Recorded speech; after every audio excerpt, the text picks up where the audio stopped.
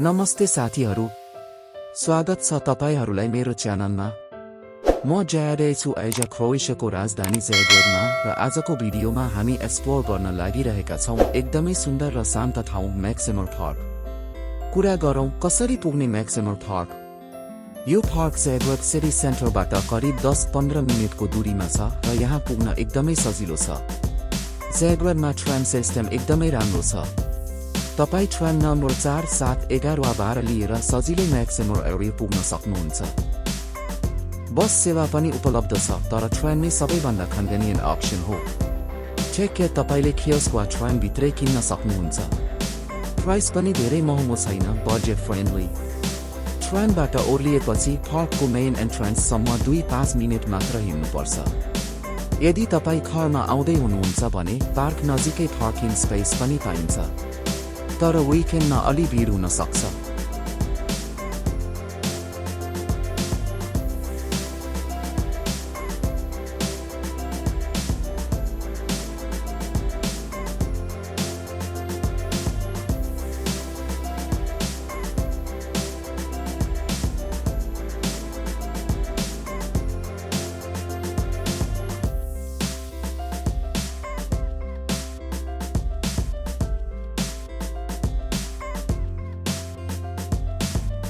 यो park Zagreb शहरकै सबैभन्दा पुरानो र ठूलो पार्क हो।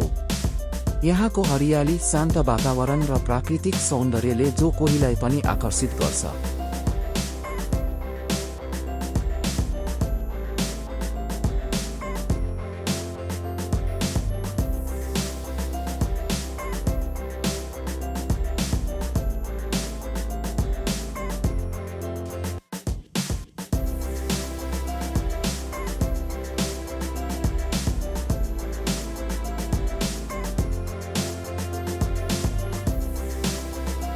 मैक्सिमिर पार्क सन् 18औं शताब्दीमा बनाइएको हो र यहाँ तपाईले पुराना रुखहरू, सुन्दर तालहरू र खुला मैदानहरू देख्न सक्नुहुन्छ।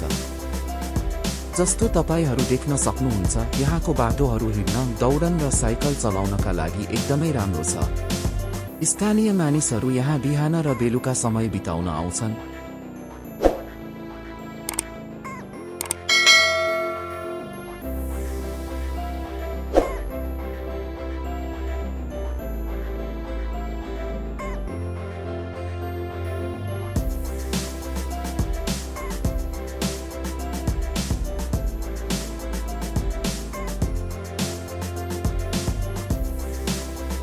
यस्तो शान्त दृश्यले मन नै आनन्दित बनाउँछ। अर्को इन्ट्रेस्टिङ कुरा, मैक्सिमिर पार्क भित्रै क्रोएसियाको सबैभन्दा पुरानो जू पनि छ। तपाई चाहनुहुन्छ भने एनिमल जू पनि एक्सप्लोर गर्न सक्नुहुन्छ।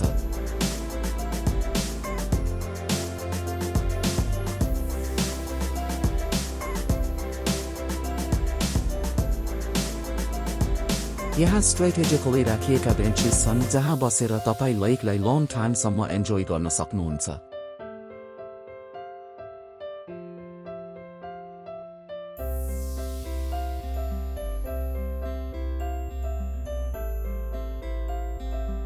साथीहरू, यो मैक्सिमिर पार्क करिब 300 हेक्टेयर्स भन्दा ठूलो छ।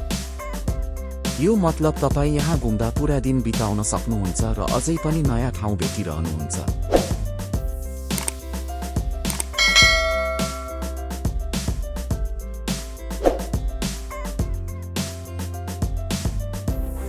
मैक्सिमिर पार्क करिब 70 हेक्टर क्षेत्रमा फैलिएको छ र यहाँ हरियाली, तालहरू, पैदल मार्गहरू र सुन्दर प्राकृतिक दृश्यहरू पाइन्छन्।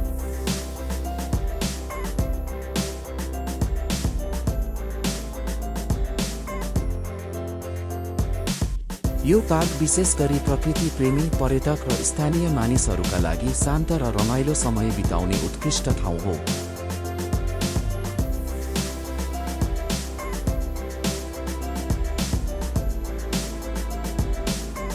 हरियाली, ताल र शान्त वातावरणले यो ठाउँलाई ज़ाग्रेबको सबैभन्दा सुन्दर स्थानहरू मध्ये एक बनाएको छ।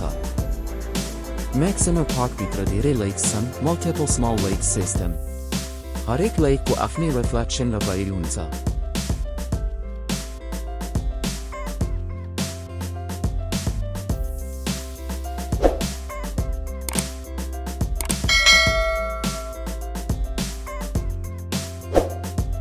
मैक्सिमर पार्कमा हिडोल पिकनिक फोटोशूट र विश्रामका लागि उत्कृष्ट वातावरण पाइन्छ। अब म यहाँबाट बिस्तारै अगाडि बढ्दैछु, तर यो ठाउँको मेमोरी सधैँ मनमा रहनेछ। कहिलेकाहीँ जीवनमा यस्तै सिम्पल मोमेन्ट्स नै सबैभन्दा स्पेशल हुन्छन्।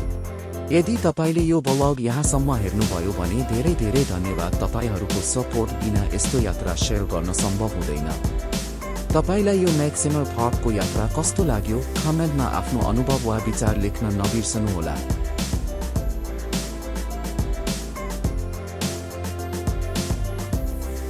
अन्त्यमा यदि तपाईलाई यो भिडियो मन पर्यो भने लाइक, शेयर र सब्स्क्राइब गर्न नबिर्सनुहोला।